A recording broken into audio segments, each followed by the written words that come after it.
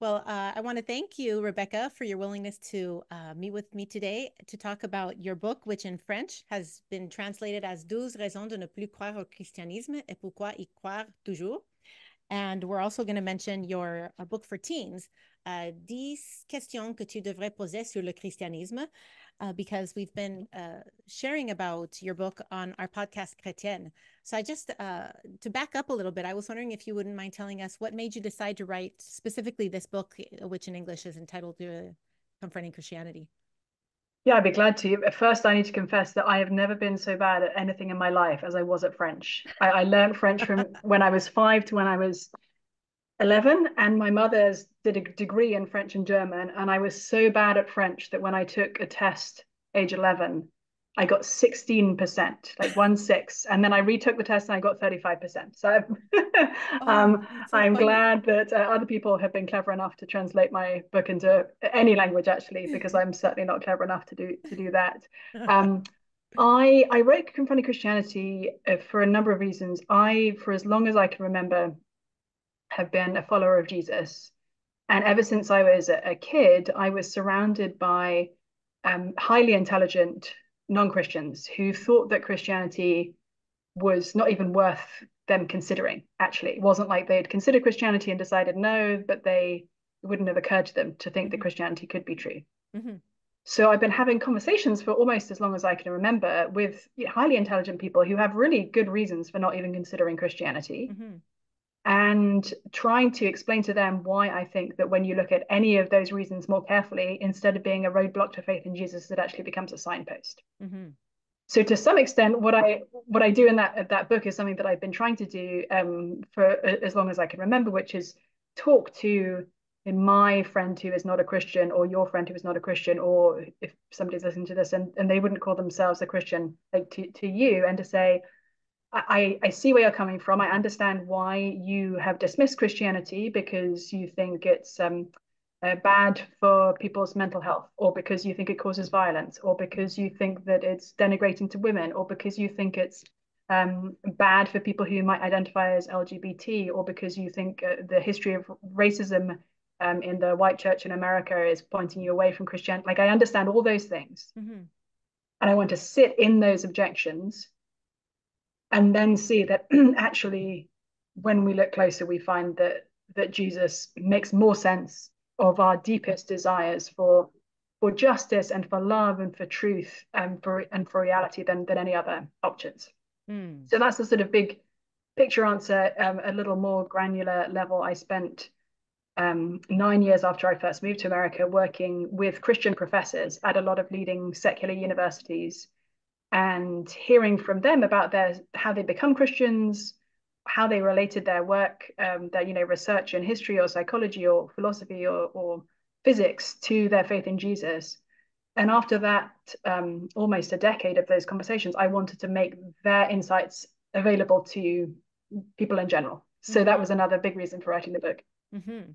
And one thing I love about your book is that you don't shy away from acknowledging where the objection has merit and Right. then saying, but let me take you a little bit further, deeper into the Bible and into history.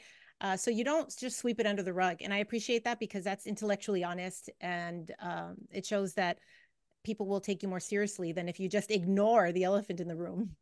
Yeah, no, I think we need to grab hold of the elephant and have a really careful look at the elephant with a microscope and with all the angles that we can take on the elephant, and then see, oh, instead of the elephant being a massive embarrassment to the Christian faith, it might actually be pointing us in Jesus' direction.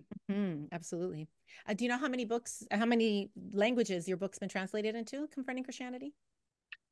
I'm not actually quite sure. I know it's been translated into French, Spanish, German, Indonesian, Mm, Korean, and I think Albanian, mm, or maybe Romanian. I've visited both those countries, so I've sort of mhm. sometimes Yeah. somehow completely on my mind. Um, yeah, I'm not quite sure, but Mm. it's somewhere between 5 and 15, I think. That's great. Now, given the highly secular context that we live in the French-speaking world, what strategies or approaches do you suggest for effectively communicating the Christian worldview presented in your book? I think two things. Number one, as we've already discussed, start with the objections that people have, and as the late Tim Keller used to put it, you and I, if we're followers of Jesus, we need to be able to articulate our non-Christian friends' objection to Christianity in such a way that they would say, yes, that's exactly what I mean. And in fact, you've put it even better than I would have done. We need to give full voice to what the objection is, and to start there, so we're not brushing anything under the carpet. Secondly, and I try to do this in the book, I tend to start with looking at evidence that both me and a non-Christian could both look at and say, okay, we see the same data here.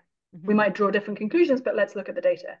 So one example that I'm actually excited to write a book on in the next few months is the large and growing body of evidence that's being produced by places like the Harvard School of Public Health that shows that regular religious attendance, so like going to church every week, is extremely good for your mental and physical health.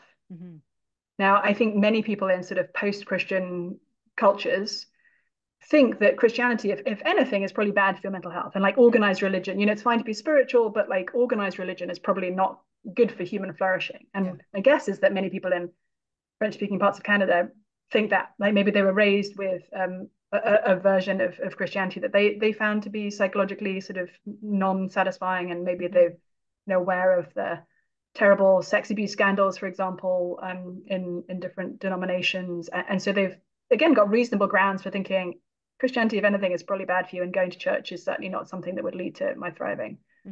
But actually, even if you are the least interested in Christianity person in the world, the massive amount of evidence showing that both for adults and for kids, actually, especially as parents think about how to raise their children, going to church every week, or once a week or more, is actually makes you happier, healthier, and longer lived. It protects you from the risk of suicide, protects you from the risk of alcoholism and drug abuse, protects you from anxiety, protects you, like all of these things, which is not to say, again, that Christians cannot and don't struggle with these things. They absolutely do. But if you just look at the sort of population level, actually going to church every week is one of the best things that we can do for our mental and physical health, at a similar level to quitting smoking or eating more fruits and vegetables. It's amazing. So yeah, that's a good invitation to church, right? Definitely. And I think it's so wise to suggest that we put ourselves in their shoes for a minute and try to say like, if anyone listening was in debate when they were in high school and they had to present a view that they didn't hold, and they learned to do so well, that's just the fair thing to do to someone you care about who holds a different view than you. So I appreciate that reminder, because I think sometimes it's easy to create a straw man of the other, and just employ all kinds of logical fallacies, and it just demonstrates our own ignorance and our own tunnel vision. And I think we want to demonstrate that we are people of peace. And maybe just to very briefly add there, don't try and make Christianity seem anything other than extremely weird. I think sometimes we can be so keen to make the gospel attractive to our neighbors that we try to sort of accommodate what the Bible says to our culture around us. Actually, that's the last thing we need to do. We need to be loving towards those around us and embracing and welcoming towards those around us. But we need to be unashamed of the fact that Christianity is extremely weird, that Jesus's claims are absolutely offensive and uncompromising, and to actually sit in that with our friend, rather than sort of try and make Christianity more respectable in ways that it's not. Or cool, for that matter. One last question. So your two books have been translated into French, as well as Is Christmas Believable and Is Easter Believable? And I was just curious if there's another book of yours that you would particularly like translated into French if you had your choice. It might be the book, The Secular Creed, which I don't know if you've read that book, but it looks at the kind of group of beliefs that people in a lot of parts of America, parts of the UK where I come from, and my guess is that in much of Canada, would hold to be sort of moral truths that we don't need any particular religious grounding for, and if anything, that Christianity is against. And the kinds of beliefs that are represented are the yard signs that say, in this house we believe that Black Lives Matter, love is love, women's rights are human rights, etc. And that book is looking at each of those claims and seeing where it does and doesn't align with with Christianity, but once again, trying to point people to the fact that really, if we care deeply about justice, if we care deeply about women, if we care deeply about love between people of different racial backgrounds, actually Christianity is our best hope. Absolutely. And I would like to see Jesus Through the Eyes of Women translated. I love it. I listened to it on audiobook, and it's something that as a woman involved in full-time ministry to women, it's something that I keep on referencing and telling people, if you read English, you got to read this book. So to my friends at BLF who translated your other books, I would love to see them translate that one as well as Secular Creed. Deal. Well, thank you so much for your time, Rebecca. We are really enjoying this series that we've gone through your book, and we look forward to more of your work in English and in French in the years ahead. Thanks, Angie. Have a great Take day. care. Bye-bye.